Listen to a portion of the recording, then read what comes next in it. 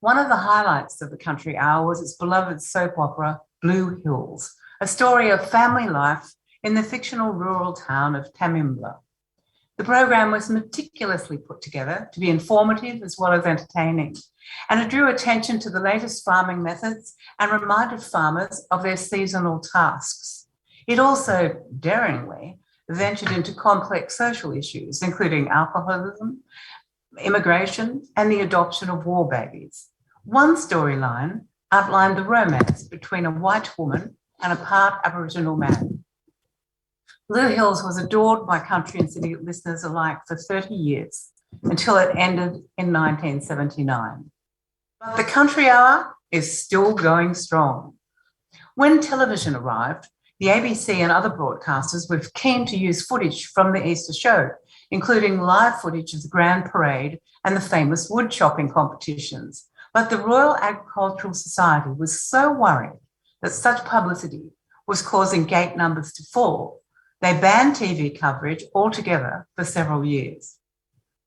I doubt such aversion to the media spotlight would happen these days. In fact, we've all come a long way since then. Australian farmers today are in the forefront of facing up to the modern challenges, the significant modern challenges and opportunities facing our country. Just look at the issues you are discussing at this conference: climate change and its impacts, green technologies to promote sustainability, water security, digital connectivity, improving health and education infrastructures, topics that are vitally important to all Australians wherever they live, and issues that must be solved in rural and regional Australia for the benefit of the whole nation. This broad and forward-looking agenda is a credit to Fiona Simpson, the President of the National Farmers Federation since 2016, and to a board that includes talented and committed men and women, including the ABC's own board member, Georgie Somerset. We can expect to see more women in rural leadership roles. The NFF's excellent diversity in agricultural leadership program is helping more talented women in agriculture reach their potential. What a great initiative. One thing that remains constant is the ABC's commitment to telling the stories of rural, regional, and remote Australia.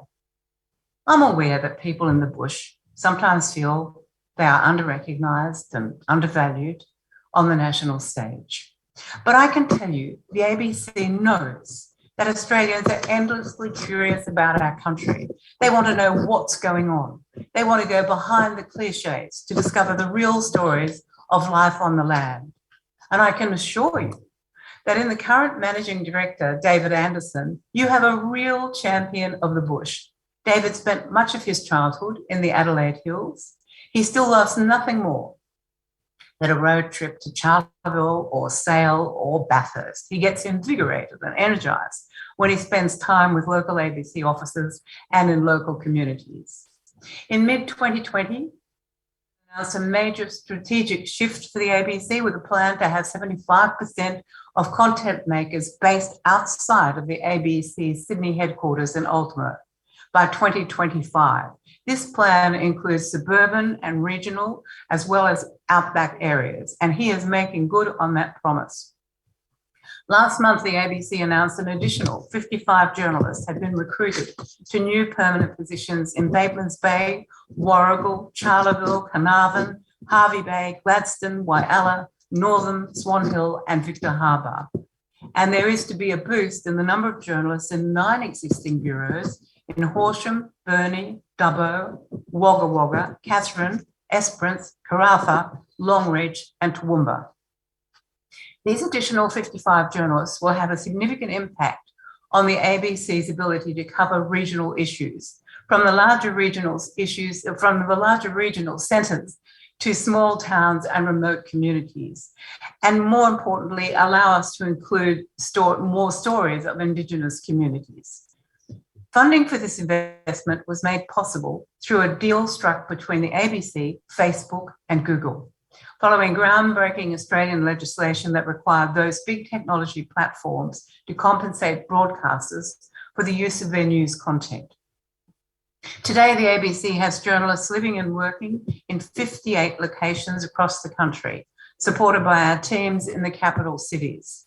Many of our journalists are delighted to work out of their hometowns and embrace the better life work opportunities made possible by this new era of communications. The hosts of our flagship Radio National current affairs programs, PM and AM, both live outside capital cities as they report the important stories of the day to our listeners.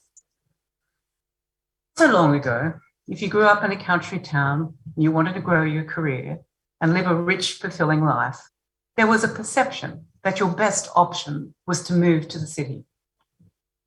Not anymore. In fact, now the traffic is moving the other way. The ABC's Moving to the Country series has been very well timed. With a global pandemic and a new recognition of the possibilities of remote work, Moving to the Country is all about the adventures of people who are making new lives in regional and rural Australia. It's so popular that a second series will be back on air in July. The tyranny of distance is being replaced by a new sense of connectivity. Families with children moving to the country will discover a new appreciation for the commitment of the talented people at ABC Education.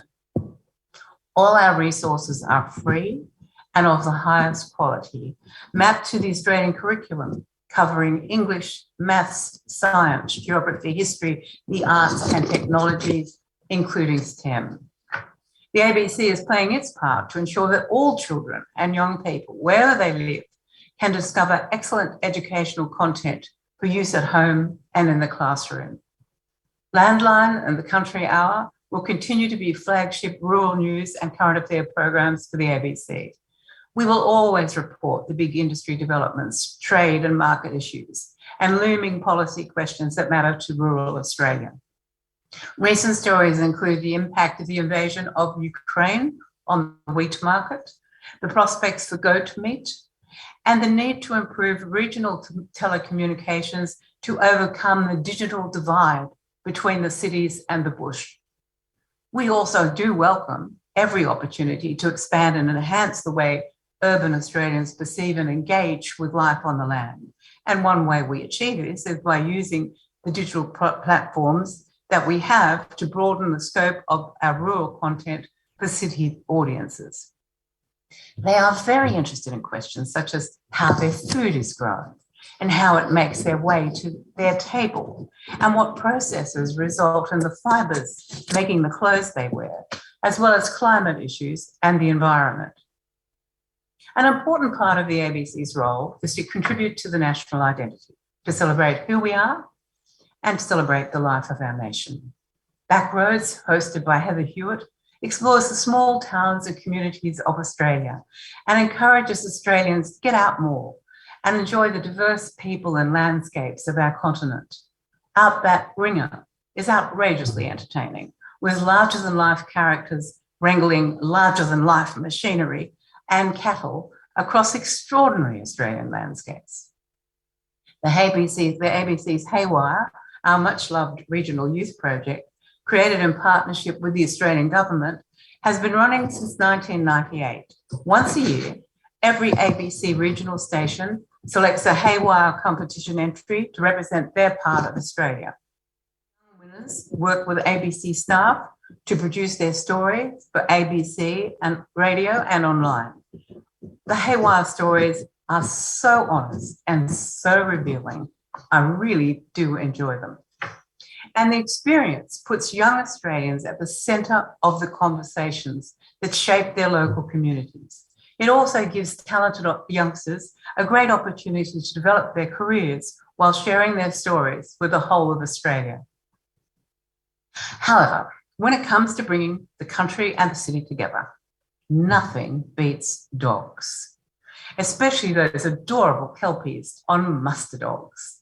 The program was a standout hit of ABC's Sunday night summer viewing. To say it was a runaway success would be an understatement. It was both loved by regional and city audiences with an average audience of close to 1.5 million. It was phenomenal. As many of you know, Muster Dog tells the stories of remote and regional farmers as they train their new puppies. It's entertaining, and in the tradition of Blue Hills, it is value-added too, exploring the benefits of using dogs as a more environmentally sustainable mustering practice that puts less stress on the cattle. Stand by for international sales of the program. And yes, a second series is being planned. We all know that rural communities can benefit only when urban audiences have a richer and fuller understanding of the unique issues they face. I want to mention essential emergency broadcasting that remains a crucial part of our ABC service across Australia. 953 emergency events were covered by the ABC during the 2019-20 financial year. This financial year, we've already covered 269 emergency events, including the appalling East Coast flood crisis. But as always, the ABC's teams of reporters, managers, technical staff, transmission, and property officers did an amazing job keeping the ABC on air in flood-affected areas like Brisbane and Lismore at the peak of the crisis. Their expertise and commitment kept our emergency broadcasting on air 24 hours a day without missing a beat to keep affected communities fully informed. We've now established a dedicated online emergency resource to help Australians, wherever they are, get the practical information they need to plan and prepare for a crisis, and to help them quickly find resources and contacts in emergency circumstances. The ABC is well aware that many regional and remote areas still have unreliable internet access. That is a real problem. And it's another reason why ABC radio is so important to provide communications in times of trouble, and why we will keep providing traditional free-to-air broadcasting, both for radio and television, for all Australians. From the smallest towns to the largest cities, ABC is your ABC, here to serve you. 90 years of age, it is a unique and irreplaceable Australian institution. The ABC has a proud history in the bush. We are an essential part of rural and regional life today. We are increasing our presence and our services outside the capital cities, recognising that the decisions you make and the successes you create will be vitally important for all Australians. So as you take Australia into the future, the ABC will be right by your side, supporting you as you lead the way in sustaining the nation. Thank you very much.